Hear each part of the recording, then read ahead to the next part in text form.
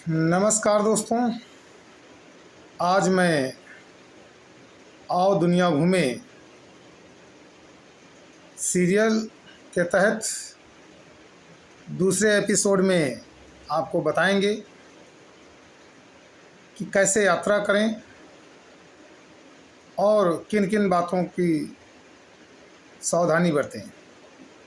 पहले एपिसोड में मैंने आपको बताया था कि यात्रा के लिए कौन कौन से कागज़ चाहिए।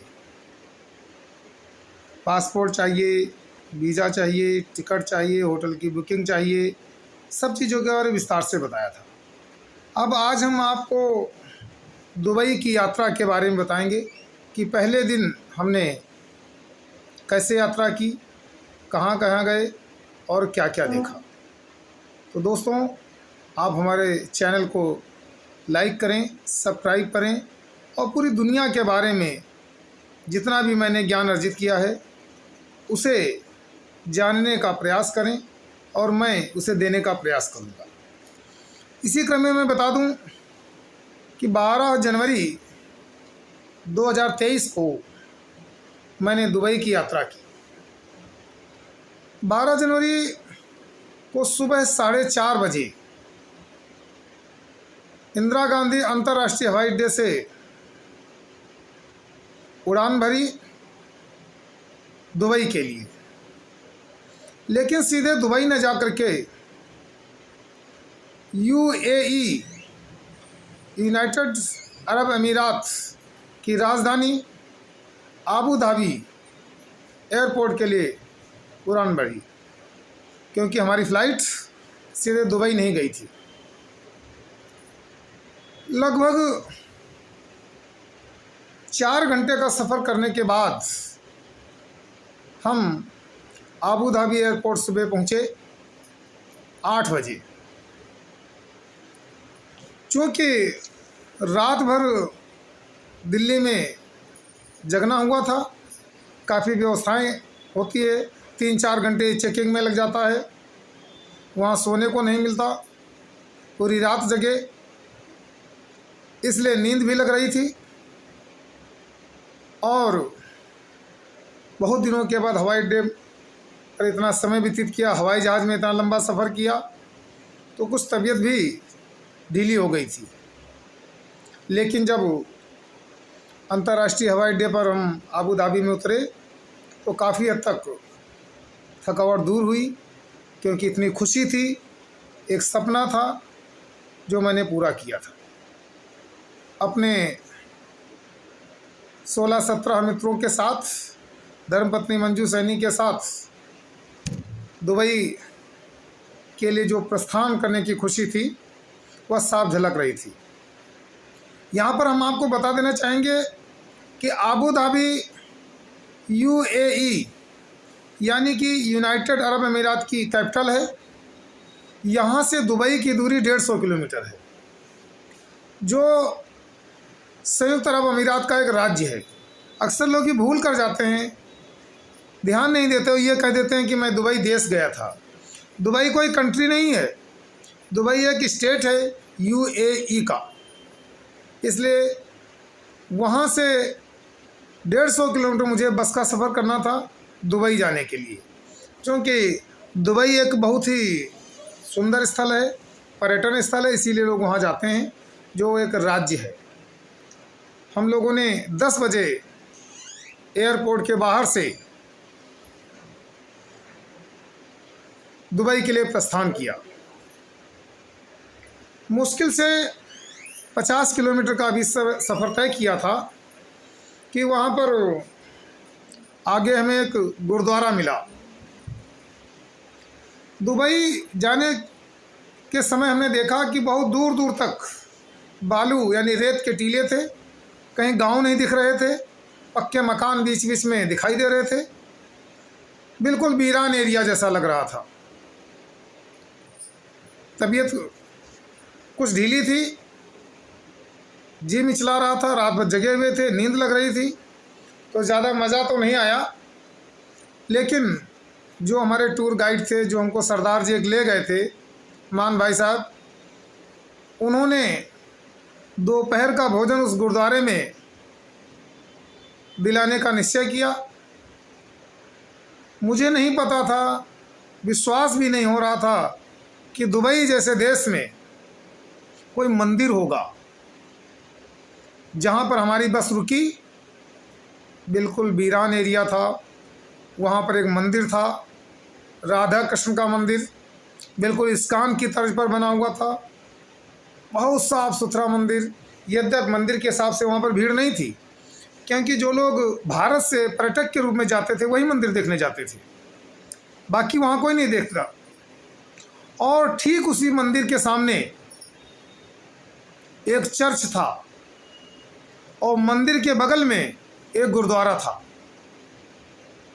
हमने सबसे पहले मंदिर में राधा कृष्ण के दर्शन किए, उसकी परिक्रमा की। चारों ओर अन्य देवी देवताओं की मूर्तियां देख करके लगा कि दुबई जैसे मुस्लिम देश में भी चलिए कम से कम एक मंदिर तो है। बड़ी खुशी हुई। उसके बाद बाहर निकल करके चर्च को बाहर से ही देख लिया और फिर मंदिर के ठीक बगल में और चर्च के सामने एक बहुत बड़ा गुरुद्वारा था। उस गुरुद्वारे में लंगर चल रहा था। हमारे सभी साथियों ने वहाँ लंगर चखा। बिल्कुल भारतीय भोजन, बड़ा आनंददायक भोजन। चाय भी मिली, नाश्ता भी किया। मैंने भी स्वल्पाहार किया और फिर बस के द्वारा दुबई के लिए प्रस्थान किया। करीब 1.5 घंटा सफ़र करने के बाद हम अपने होटल पहुँचे। 4 स्टार होटल में 1 बजे के लगभग पहुँच गए और थके होने के कारण, रात भर जगे होने के कारण मैं वहीं पर तुरंत निढाल होकर के सो गया। 4 बजे के लगभग हम लोग फिर दुबई भ्रमण करने के लिए निकले और सबसे पहले हम बर दुबई गए, जहाँ पर पुरानी दुबई, अलसेफ दुबई और उस दुबई के बीचों बीच में बगल में यह कह लीजिएगा एक बहुत बड़ी कृत्रिम झील थी। उसी कृत्रिम झील के किनारे दुबई बसी हुई थी। जैसे हमारे इंडिया में मेला लगता है, प्रदर्शनी लगती है, ठीक उसी तरीके से वहाँ पर एक मेला टाइप का था, प्रदर्शनी थी, जहाँ पर देश विदेश के लोग आते थे, घूमते थे।